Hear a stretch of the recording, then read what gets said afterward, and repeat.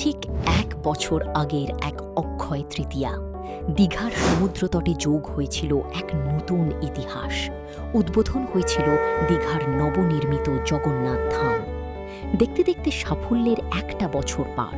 এই ১২ মাসে লক্ষ লক্ষ ভক্তের সমাগমে ধন্য হয়েছে এই মন্দির প্রাঙ্গণ। কিন্তু আপনি কি জানেন, পুরীর আদলে তৈরি এই মন্দিরের ভেতরেও লুকিয়ে আছে এমন অনেক তথ্য যা আজও সাধারণের অজানা। বিশেষ করে এই মন্দিরের মহাপ্রসাদ বা ভোগ। অনেকের মনেই প্রশ্ন জাগে, দীঘার এই মন্দিরে ঠিক কী কী ভোগ দেওয়া হয়? পুরীর মতোই কি এখানকার রন্ধনশৈলী? আলুটা ব্যবহার হয় না, আলু বিদেশি, গাজর ব্যবহার হয় না, টমেটো ব্যবহার হয় না। কি মানে আপনারা কি কি ব্যবহার করছেন? যেগুলো ওয়েস্টার্ন সেগুলো বাদ দিয়ে বাকি যেগুলো দেশি সেগুলো সব ইউজ হয়।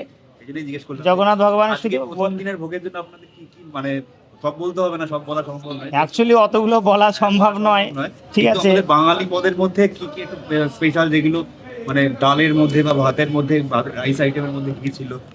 এখানে শুক্তো ছিল যেরকম বাঙালি আইটেম, তারপরে গিয়ে হচ্ছে পকোড়া ছিল 5 রকমের, হ্যাঁ। ভাজা 5 পদের যেগুলো লাগে পুজো আশ্রয়ে যেরকম হয় সেরকম।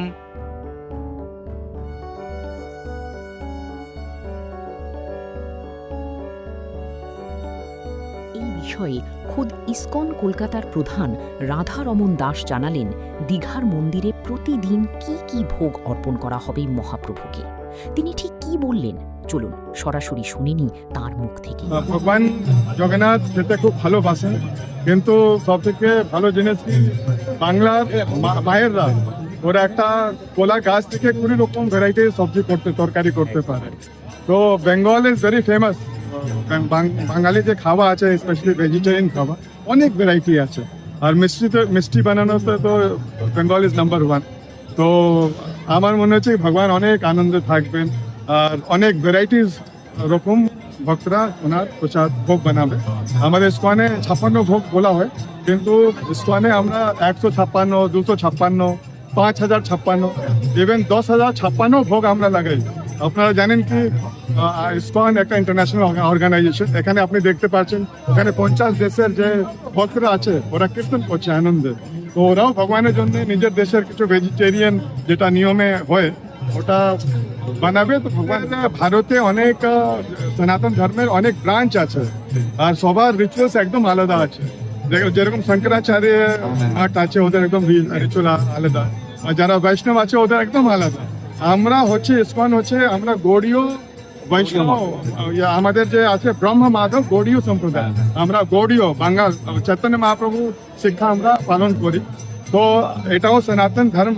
ভাগবতমে বলা হয়েছে পুরো পৃথিবীকেই একসময় ভারত বলা হতো, খন্ড খন্ড হয়ে এটা দেশ বিদেশের কনসেপ্ট আসতো।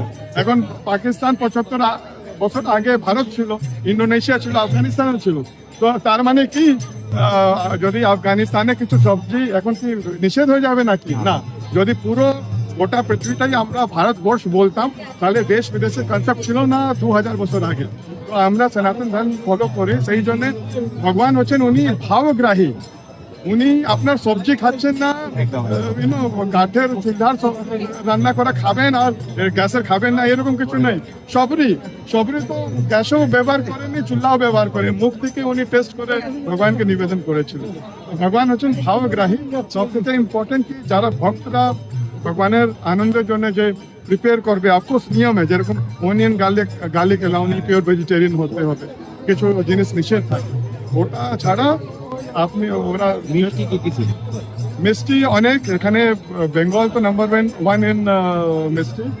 আজকে আমরা অনেক রকম ভোগ মিষ্টি লাগানো হয়েছে, যেরকম পেড়া, গজা, খাজা ভগবানের প্রিয়, এরকম রসগোল্লা থেকে নিয়ে সন্দেশ, অনেক কিছু। সব মিলিয়ে দীঘা এখন বাঙালির কাছে শুধু নিছক টুরিস্ট ডেস্টিনেশন নয়, এই জগন্নাথ ধামের টানে মাত্র 1 বছরেই দীঘা হয়ে উঠেছে অন্যতম এক তীর্থক্ষেত্র। আর আপামর বাঙালি আজ তা ভক্তি ভরে স্বীকার করে নিয়েছে।